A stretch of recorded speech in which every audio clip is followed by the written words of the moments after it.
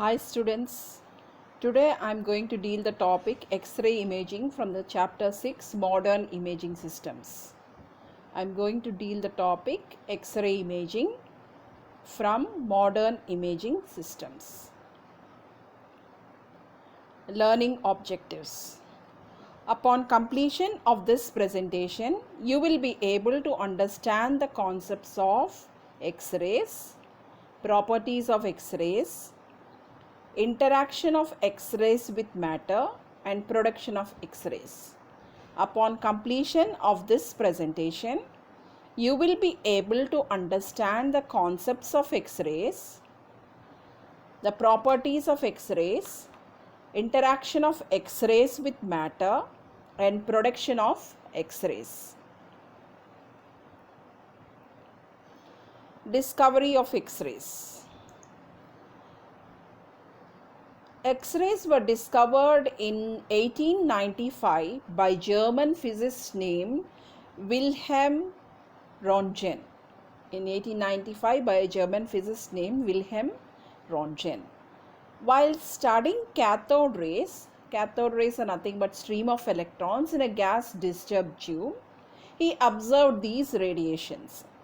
He observed that another type of radiation was produced presumably by the interaction of electrons with the glass walls of the tube that could be detected outside the tube. This radiation could penetrate opaque substances. They produce fluorescence and they blacken a photographic plate and ionize a gas. So, Wilhelm Röntgen, a German physicist, in his laboratory when he was studying the working of gas discharge tubes, he has observed another type of radiation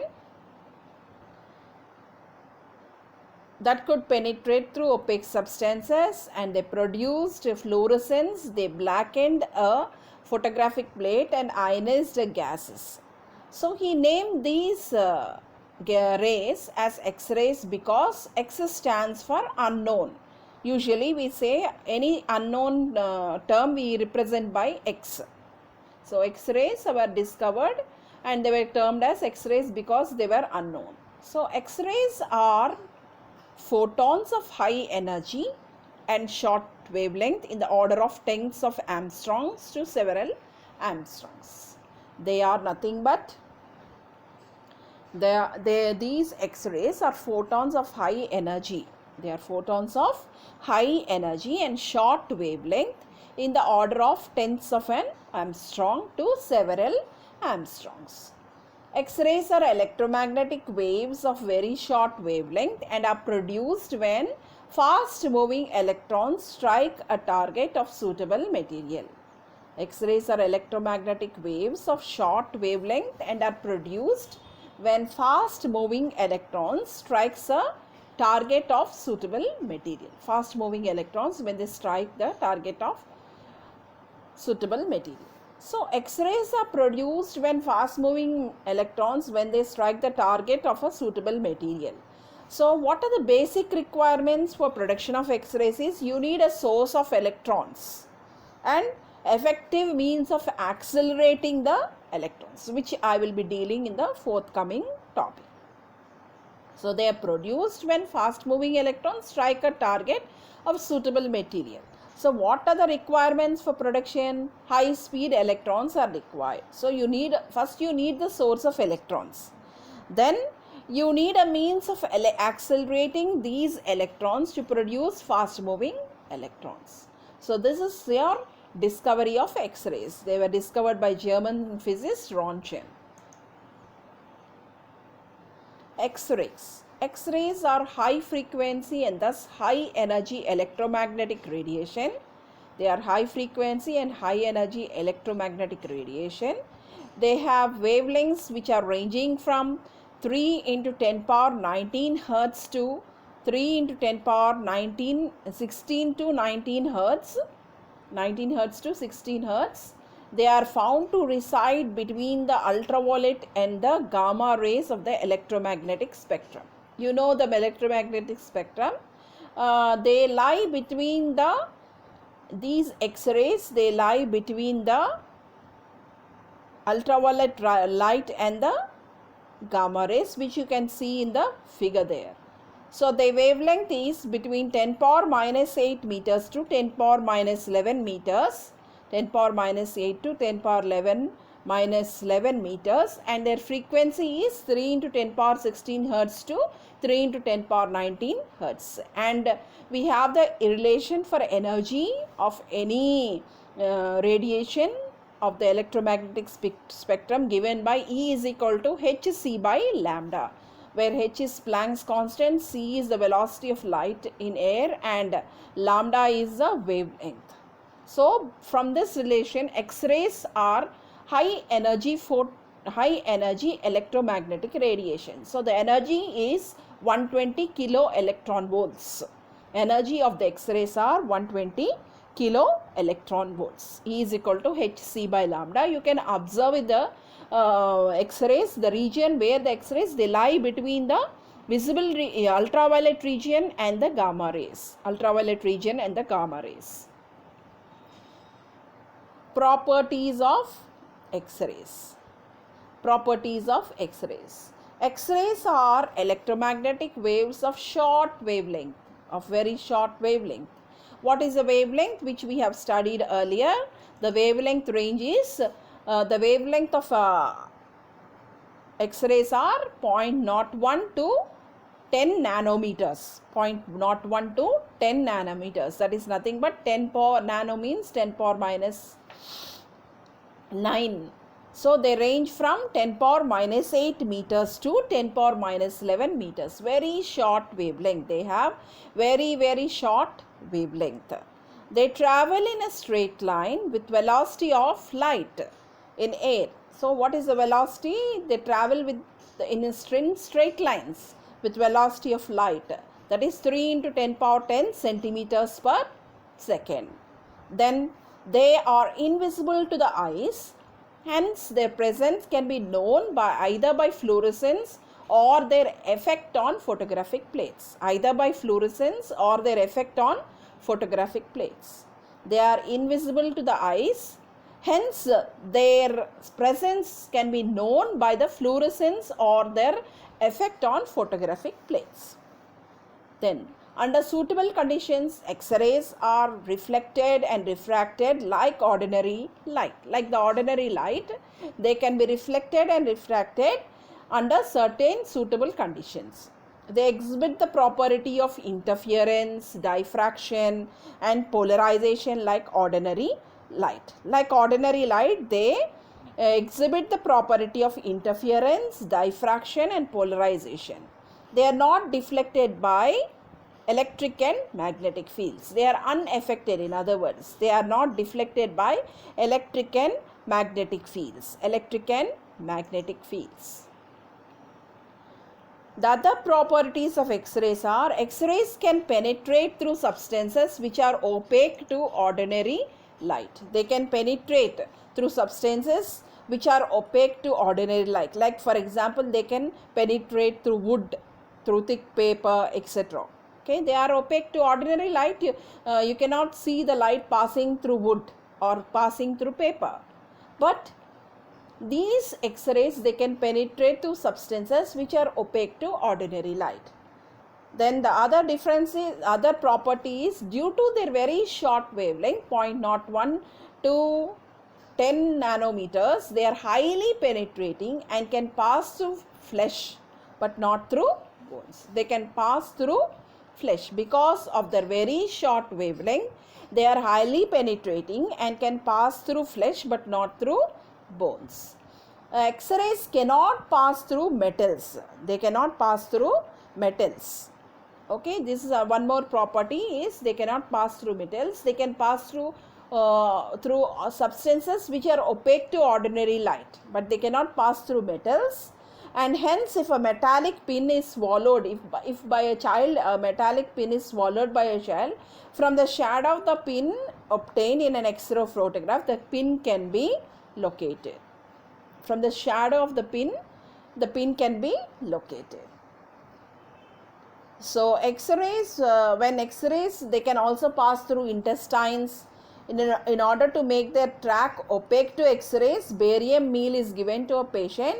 By doing so, an X-ray photograph of the intestine can be obtained. They can also pass through intestines. By giving a barium meal to a patient, they can understand the location of the disease or whatever it may be. Okay, they can obtain the X-ray of the intestine. When X-rays fall on certain metals, they produce secondary radiation. This is one more property. They produce secondary radiations. Certain metals, when X-rays fall on certain metals, they produce secondary radiations. Then, when X-rays fall on certain metals, they liberate photoelectrons. When they fall on certain metals, they liberate photoelectrons. X-rays liberate photoelectrons.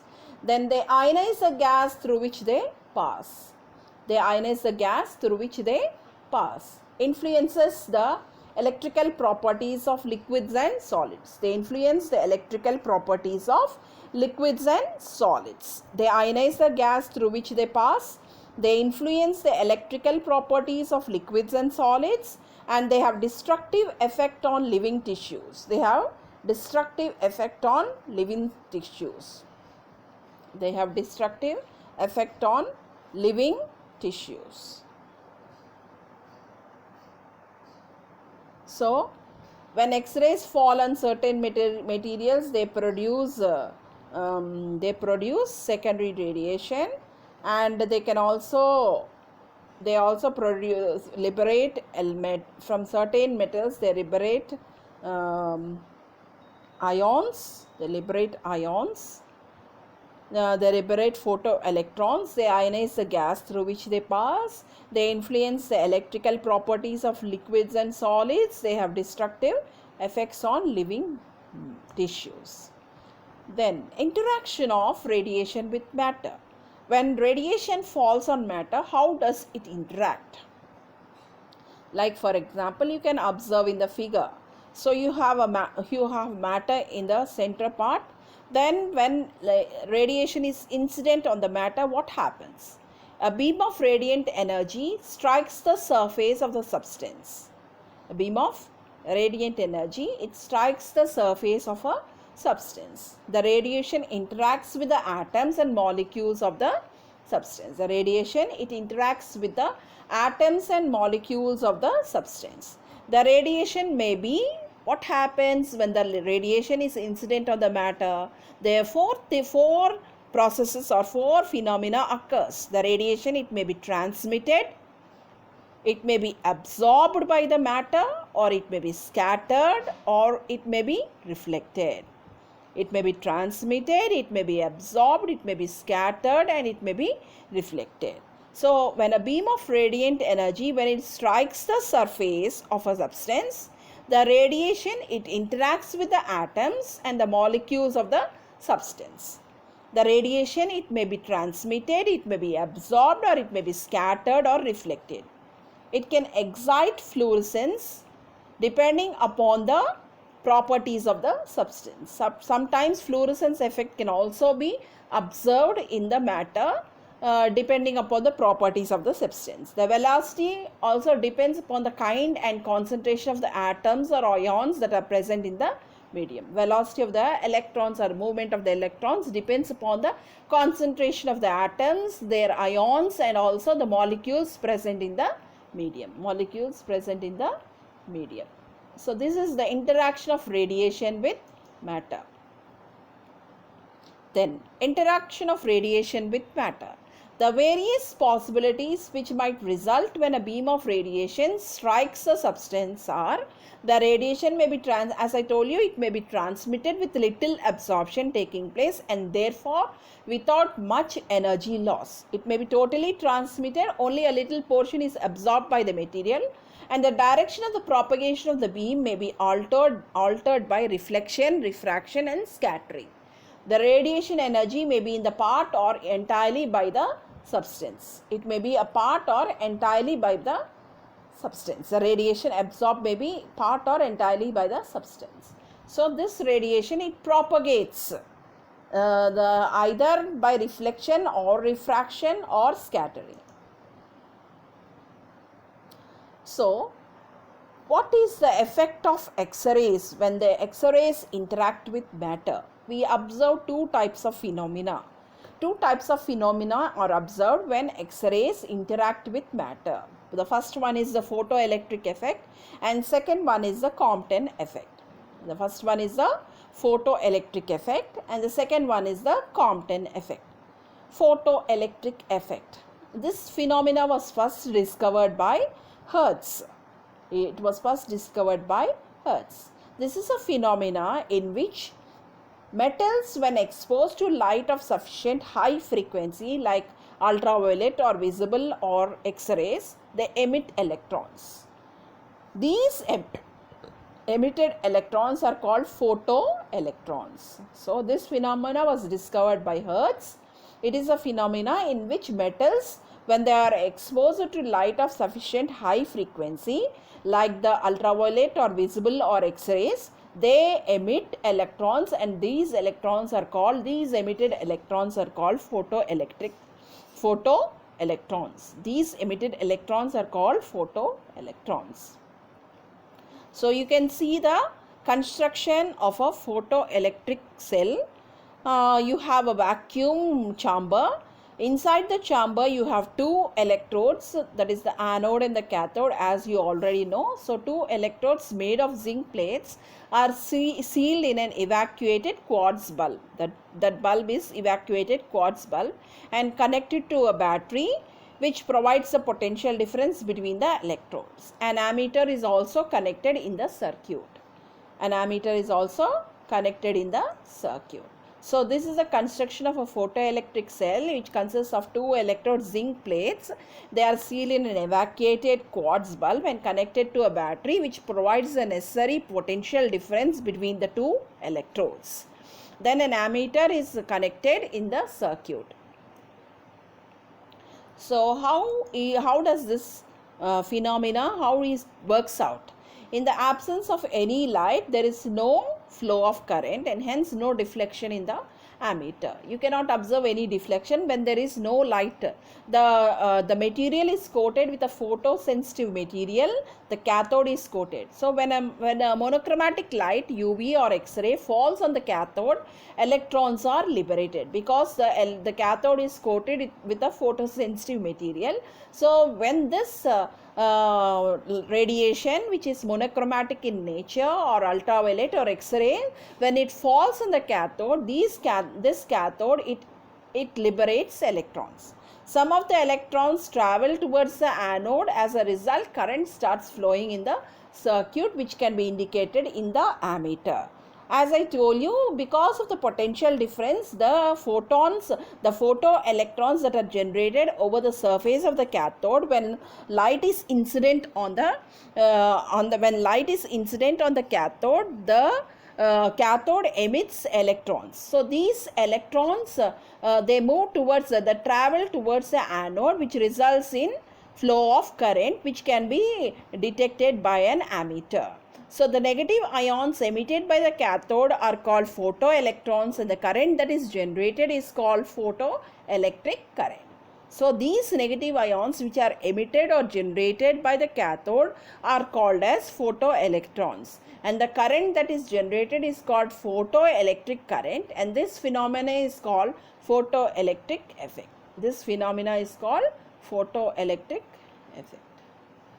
Photoelectric effect. When plates of different metals were used, it was observed that zinc and magnesium and sodium and potassium and rubidium responded photoelectrically to ultraviolet light with increasing order of sensitivity. So different materials can be used for making of the plates.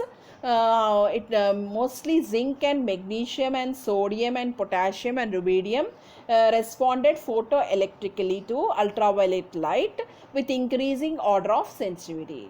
So the electrons emitted and the kinetic energy generated within the electrons is dependent on four factors. It depends upon the potential difference between the electrodes, the intensity of the incident radiation, and the frequency of the incident radiation, and the photometals used, the material with which it is made of. So these are the considerations you have to consider, you have to keep it in mind to understand how the electrons are emitted from the surface of the cathode. It depends, and their kinetic energies are also dependent on the potential difference between the two electrodes, between the anode and the cathode, and they also depend upon the intensity of the incident radiation. We are focusing light, electromagnetic light waves, that is X-rays or UV rays or invisible UV rays or visible light onto the surface of the cathode. So it depends upon the intensity of the incident radiation also. It depends upon the frequency of the incident radiation, and it depends on the photometals that are used. It depends on the photometals that are used. Photometals that are used. So this phenomena is called photoelectric current. So what is meant by photoelectric effect? When light of sufficient intensity, when it falls on a photosensitive material on a cathode, the cathode emits electrons, negative ions that are emitted from the cathode are called photoelectrons. And these because there is a potential difference maintained between the anode and the cathode, the photoelectrons that are generated, they start traveling towards the anode, resulting in a current that flows through the circuit, and this current is called, which is generated, is called photoelectric current, and the phenomena is called photoelectric effect. This phenomena is called photoelectric effect. Then the next one is your Compton effect. Compton effect was discovered by A.H. Compton in 1924. It was discovered by A.H. Compton in 1924.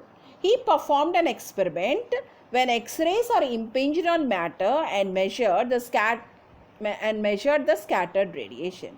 So, American physicist A.H. Compton in 1924, in his experimental investigation, he observed that X-ray scattering from matter, that some of the scattered radiation, the X-rays that are obtained from the matter, some of the radiation, what happened, has had longer wavelength. They had longer wavelength, correspondingly smaller frequency than the incident radiation. Smaller frequency than the incident radiation.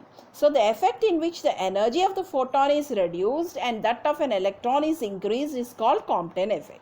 Energy of the photon. So some of the energy, that means the light radiation, when it is made to fall on the material, when it is made to impinge on the material, what is happening here is the energy of the photon is actually some of the energy is scattered, and the scattered radiation had no longer same wavelength but smaller wavelength, smaller frequency than the incident radiation. So according to quantum theory of radiation, if a photon of energy h nu collides with an electron of the scatterer, it will communicate the kinetic energy to the electron, and hence it will lose the energy. Now photon of a specific energy is made to incident on the material. When it is made to collide with the electrons of the scatterer, what is happening? It is communicating. This photon is communicating some of its energy, kinetic energy, to the electrons, and hence it is losing the energy. So the scattered photon will therefore have a smaller energy h nu dash, and in consequence a lower frequency or greater wavelength than that of the incident photon. So this observed change in the wavelength of the scattered radiation is called as Compton effect. So according to wave picture of the light, the incident X-ray gives up energy to the electron and it emerges with a lower energy, that is amplitude is lower with high wavelength. So lambda 2 is greater than lambda 1. If we treat the X-ray as a particle with zero mass, the momentum is given by P is equal to E by C. P is equal to E by C, capital E by C.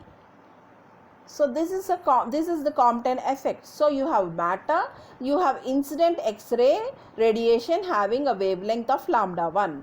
When this radiation collides with the electrons of the matter, what happens? Electrons will be coming flying out. So it will communicate the kinetic energy to the electron, and hence it will lose energy. Which will lose energy? The incident X-ray radiation will lose energy. So if lambda 1 is the wavelength of the first radiation, incident X-ray radiation, lambda 2 is the wavelength of the scattered X-ray radiation. Lambda 2 is greater than lambda 1. So the scattered photon will therefore have a smaller wavelength. So lambda 2 is greater than lambda 1. It has a smaller energy. The scattered radiation, scattered photon will have a smaller energy, h nu dash, and consequently its frequency is lower. So its frequency is lower or wavelength is greater. So wavelength of the scattered radiation is more than the wavelength of the incident radiation. So lambda 2 is greater than lambda 1. Lambda 2 is greater than lambda 1. So this phenomena, that is change in the wavelength of the scattered radiation, is known as Compton effect or Compton theory. So the electron is initially at rest. Electron initially at rest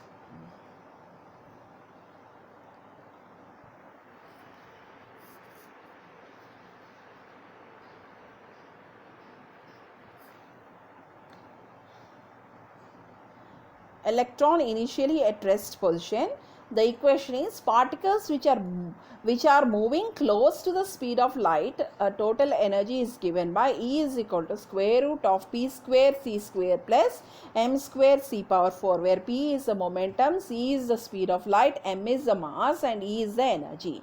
For M is equal to 0, like a photon with 0 mass, we get, when M is 0, we get E is equal to square root of P square C square, which is nothing but PC. So P is equal to E by C. So from this relation we got what is P? Momentum. Momentum is equal to energy by speed of light. So this is the relation for the momentum. So what is Compton effect? Also called as Compton scattering, is the result of high energy photon colliding with a target, which releases loosely bound electrons in the outer shell of the atom or the molecules. The scattered radiation, it experiences a wavelength shift that cannot be explained in terms of classical wave theory, thus lending support to Einstein's photon theory. So incident radiation P1 is equal to h by lambda 1. Electron initially at rest. Now the electron is moving with a momentum. So scattered X-ray radiation is P2 h by lambda 2. Lambda 2 is greater than lambda 1. So this is your Compton effect. So Compton effect, in Compton effect, the energy of the scattered radiation, phenomena of scattering is due to the elastic collision. It is due to the elastic collision between two particles, the photons of incident radiation and the scatterer. So lambda 2 minus lambda 1 is equal to delta lambda, which is equal to h by mc into 1 minus cos theta. This is a formula, but according to the Compton theory, what is Compton theory? The Compton theory, it states, Compton effect, it states that the energy of the high energy photon, when it is made to collide with a target, it releases loosely bound electrons from the outer shell of the atom of the molecules. The scattered radiation experiences a wavelength shift. This phenomenon is called Compton effect. This was effect of interaction of X-rays with matter. Then the next topic of discussion is production of X-rays. How the X-rays are produced? X-rays can be generated in two ways. Can be generated in two types or two methods of production. They are Bremsstrahlung X-ray production. In Bremsstrahl's X-ray production, in this method, X-rays are produced by the deceleration of the arriving electrons by a positively charged nuclei of the anode atom. Now what is happening, as we have studied, the electrons are produced from the cathode, they travel towards the anode. In this process, the deceleration of the arriving electrons, this high speed electrons, when they are arriving towards the anode, what is happening? The deceleration of the arriving electrons by the positively charged nuclei of the anode atoms results in production of X-rays. You can observe in the figure also, you have a specimen atom at the center, the atom with an electron revolving around it. So what is happening when when high energy electrons are made to strike the target atom, that is the anode, high speed electron, they produce this in the process of transfer of energy, they produce X-rays. In addition to that, what is happening? They are arriving the electrons by the deceleration of the arriving electrons by the positive charge nuclei of the anode atom. So when during that process of striking the surface, they are able to emit the X-rays. So if an incoming free electron gets close to the nucleus of a target atom, here it is the anode, the strong electric field of the nucleus will attract the electrons, thus changing direction and speed of the electron. So the electron loses energy, which will be emitted as an X-ray photon. The energy of this photon depends on the degree of interaction between the nucleus and the electrons, that is the passing distance. Several subsequent interactions between one and the same electron and different nuclei are possible. So X-rays originating from this process are called Bremsstrahl's German word, which means breaking radiation. So when high speed electrons, they strike the target atom, what happens when they strike the target atom? The strong electric field of the nucleus will attract the electrons. The strong electric field, it will attract the electrons, thus changing the direction and speed of the electrons. So the electrons loses their energy. In that process, they emit X-rays, and these X-rays are called Bremsstrahl's X-rays. That means breaking radiation. The second method is characteristic X-ray production. The second method is characteristic X-ray production. So in the Bremsstrahl's X-rays production, X-rays are produced by Bremsstrahl's radiation when fast moving electrons enter into the orbit of an anode material. When fast moving electrons enter into the orbit of an anode material, its velocity is continuously decreased due to the scattering by the orbiting electron. Thus the loss of energy of that incident electron appears in the form of continuous X-rays or white X-rays, which are called as Bremsstrahl's X-rays. The second method, that is characteristic X-ray production. In this method, X-rays are produced when the innermost electrons are knocked out of the orbit by arriving electrons, and they are replaced by an outer shell electron. When the innermost electrons are knocked out, these are produced in the characteristic method.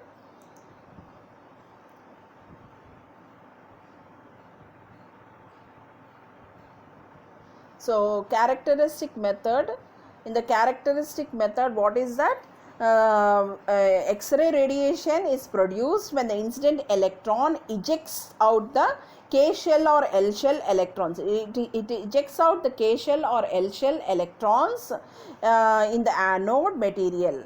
immediately the higher orbit electrons, they fall into that vacancy to achieve equilibrium. So during this transition, the extra energy is emitted in the form of characteristic X-ray photons. Okay, so the innermost, in the characteristic radiation, the innermost electrons are emitted, are released, are knocked out by the high speed electrons. When the innermost electrons are removed, the outer electrons, they jump into the innermost electrons to maintain the equilibrium. So in this process, they release the energy, and that energy will be in the form of X-rays. So this is the second method, that is called the characteristic production method.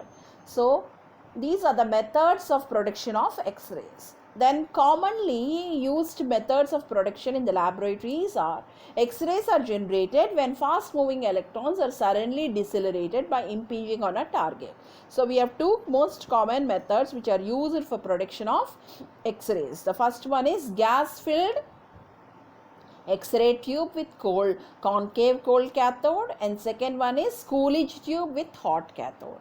The first one is gas filled X-ray tube with concave cold cathode, and second one is Coolidge tube with hot cathode. Coolidge tube with hot cathode. So this is the figure of a gas filled X-ray tube with concave cathode, concave cold cathode. Gas filled X-ray tube with concave cold cathode. So in the gas filled X-ray tube with concave cold cathode, the construction is, it is a discharge tube. The gas filled X-ray tube is a gas tube, is a cathode ray discharge tube. It is made, the cathode is made of aluminum and it is concave in shape. The cathode is made of aluminum and it is concave in shape.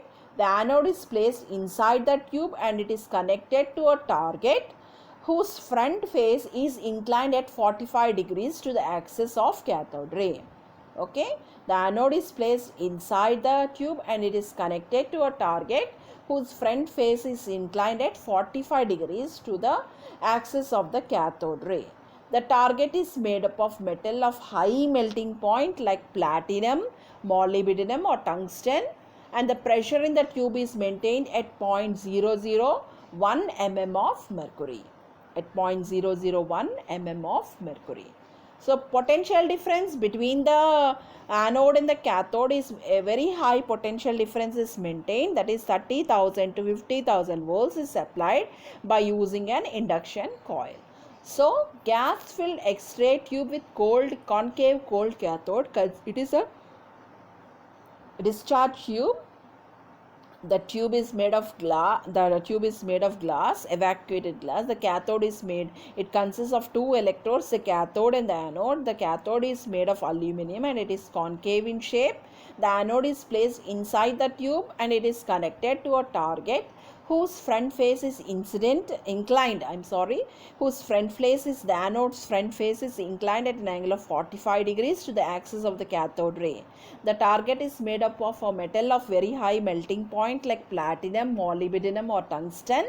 The pressure inside the tube is maintained at 0.001 mm of mercury and the potential difference varying between 30,000 to 50,000 volts is applied by using an induction coil.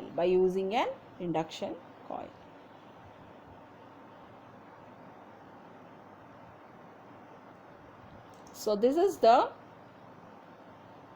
figure of a gas filled X-ray tube with concave cold cathode. Gas filled X-ray tube with concave cold cathode. So you can see in the figure the cathode is concave in shape and it is made up of aluminum and it is concave in shape. The anode is placed inside the tube and it is connected to a target and the target is at an angle of 45 degrees to the axis of the cathode ray. The target is made up of metal like with high melting point like platinum, molybdenum or tungsten. The pressure inside you have a regulator, pressure regulator. The pressure inside the tube is maintained at a value of 0.001 mm of mercury and a high potential difference is maintained between the anode and the cathode. A potential difference of 30,000 to 50,000 volts is applied between the two. The working principle of your X-ray tube with concave cold cathode. Electrons emitted by the cathode, when a potential difference, when electrons emitted by the cathode, when they are accelerated through a high voltage field between the target and the cathode, okay, a high potential is maintained between the anode and the cathode. So when electrons are emitted by the cathode, what happens? Because of high voltage, the speed of the electrons is increased, that is their velocity is increased. So when these high speed electrons, when they strike the target, the beam of electrons, they quickly come to rest. So during this process, the electrons transfer their kinetic energy to the atoms of the material, target material. The target material is the anode. So part of the kinetic energy is emitted as continuous spectrum of X-rays, covering a broad maximum intensity and falling off to a very short wavelength called X-rays. So X-rays are generated. Some of the energy is absorbed by the atoms and some energy is released in the form of continuous spectrum of X-rays. Continuous spectrum of X-rays. The second method is your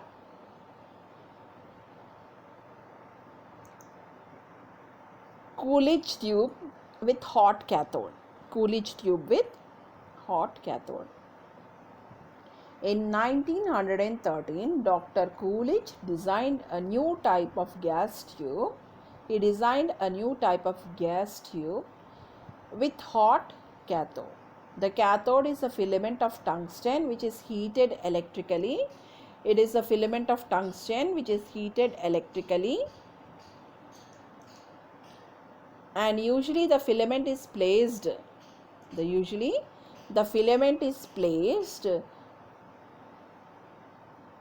inside a metal cup for focusing the electrons to the target.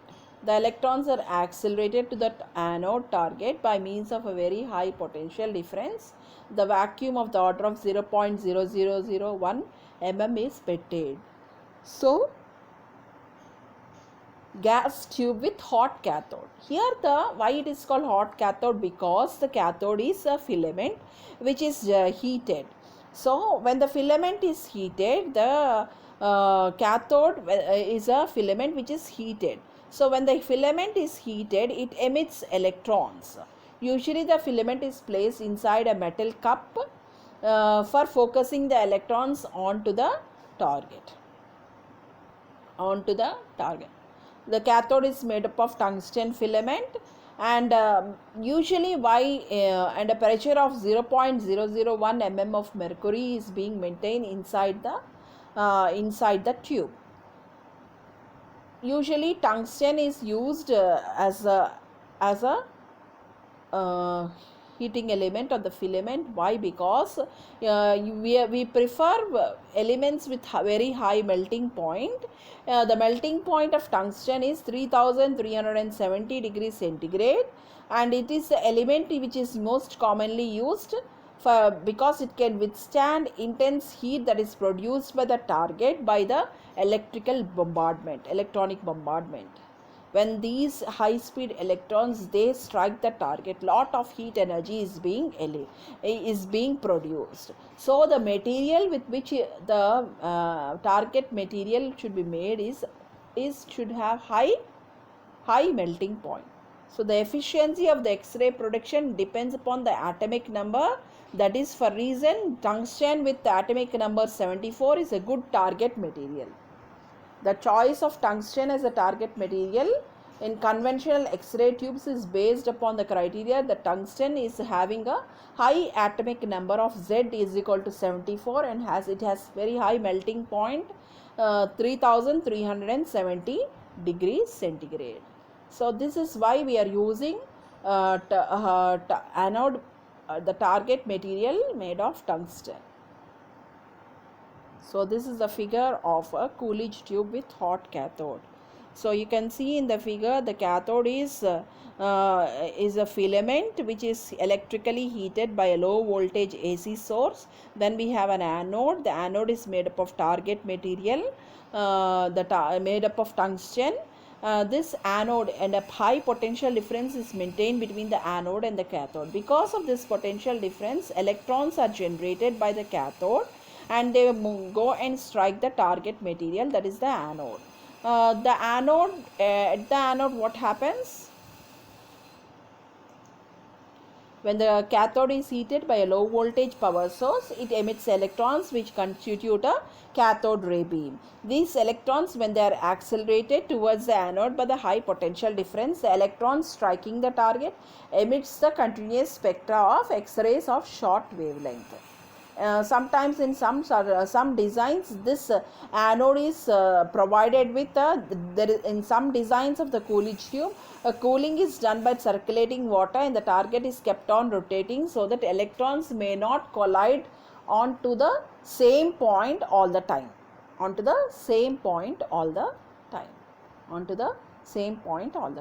So this is your construction of a Coolidge tube. The working is, when cathode is heated by a low voltage power source, it emits electrons which constitute the cathode ray beam.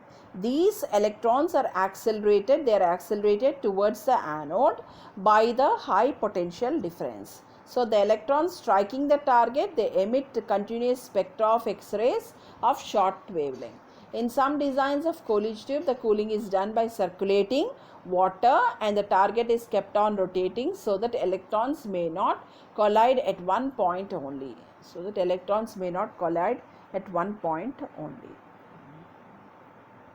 So,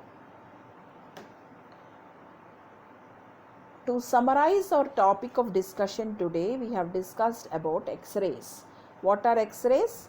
X-rays are electromagnetic radiation of high energy, high frequency and short wavelength.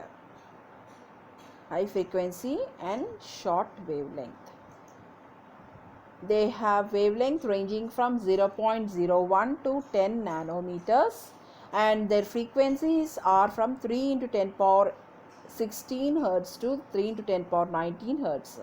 They have energy of 120 kilo electron volts. They have possess energy of 120 kilo electron volts. Then coming to the properties of X-rays. X-rays are electromagnetic waves of short wavelength that travel in straight line. As they are electromagnetic waves like light waves, they travel in straight line with a velocity of 3 into 10 power 10 centimeters per second. They are not visible to the eye, they are invisible to the eye, and hence their presence can be felt only by fluorescence or photoelectric effects on the photographic plates. They are under suitable conditions. X-rays are reflected and refracted like ordinary light. They exhibit the properties of interference, the diffraction and polarization. They are not affected by electric and magnetic fields. Then they can penetrate through substances which are opaque to ordinary light. Due to their very short length, they have very high penetrating power. Then they can ionize the gases through which they pass. They are high energy particles. When fall on certain metals, they produce secondary radiations, and when they fall on certain metals, they liberate photoelectrons. They ionize the gas through which they pass, and they influence the electrical properties of liquids and solids. They have destructive effect in living tissues when they fall on living tissues. So these are the properties of X-rays. Coming to the interaction of X-rays with matter.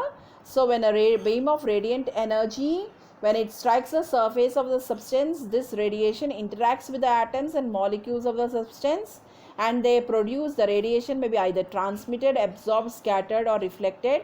When coming to the interaction of X-rays with matter, it produces two phenomena were observed when X-rays interact with matter, that is photoelectric effect and Compton effect. Photoelectric effect is a phenomena which was first discovered by Hertz, and in which metals, when exposed to light of sufficient high frequency, like ultraviolet, visible or X-rays, they will emit electrons. This emitted electrons are called photoelectrons. These emitted electrons are called photoelectrons, and the current that is generated is called photoelectric current, and the phenomenon is called photoelectric effect.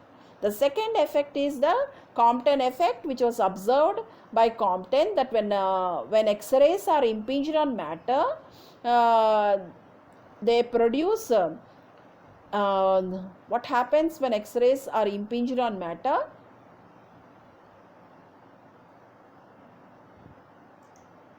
The high energy photons, when they collide with the target materials, they release loosely bounded electrons from the outer shells of the atoms of the molecules. So during that process, the scattered radiation that is being emitted, it experiences a wave shift. That is, the scattered X-rays have higher wavelength when compared to the incident X-rays. So this process is called as Compton effect. It is known as Compton effect. Then coming to the production of X-rays, we have studied about the two methods of production, that is Bremsstrahl's production method. In this method, X-rays are produced by deceleration of the arriving electron by the positively charged nuclei of the anode atom. By the positively charged nuclei of the anode atom. Then there is a second method called characteristic X-ray production, in which X-rays are produced where innermost electrons are knocked out of the orbit by the arriving electrons and are replaced by the outer shell electrons. During that process of replacement, X-rays are produced. Then there are two common methods of generation of X-rays, that is gas-filled X-ray tube with concave cold cathode and Coolidge tube with hot cathode. In the gas-filled tube with concave cold cathode, we have a gas cathode ray discharge tube, and the cathode is made up of aluminum and it is concave in shape, and you have an anode which is placed inside the tube and is connected to the target, which is placed at an angle of 45 degrees to the axis of the cathode ray. The target is made up of high melting point metal like platinum, molybdenum and tungsten. The pressure inside the tube is 0.001 mm of mercury, and a potential difference of 30,000 to 50,000 volts is maintained. Electrons are emitted by the cathode. They are accelerated through a high voltage field between the target and the cathode. On striking the target, the beam of electrons, they are brought to rest. The electrons transfer their kinetic energy to the atoms of the target material. A part of the kinetic energy is emitted as continuous spectrum of X-rays, covering a broad maximum intensity and falling off to a definite short wavelength X-rays. In the Coolidge tube, here you are using the cathode is a filament which is heated electrically, made of tungsten. Usually the filament is placed inside a metal cup for focusing the electrons to the target. The electrons are accelerated to the anode target by means of a high potential difference. The vacuum is of the order of 0.001 mm of mercury. So when cathode is heated by a low voltage source, it emits electrons which constitute the cathode ray beam. These electrons are accelerated towards the anode by a high potential difference. So when the electrons strike the target, they emit continuous spectrum of X-rays of short wavelength. Sometimes the Coolidge tube is provided with cooling is provided with circulating water for cooling the target, and the target is also kept on rotating so that the electrons will not collide at the same point all the time. So these are the two methods of production of X-rays. So with this, I would like to end my presentation today.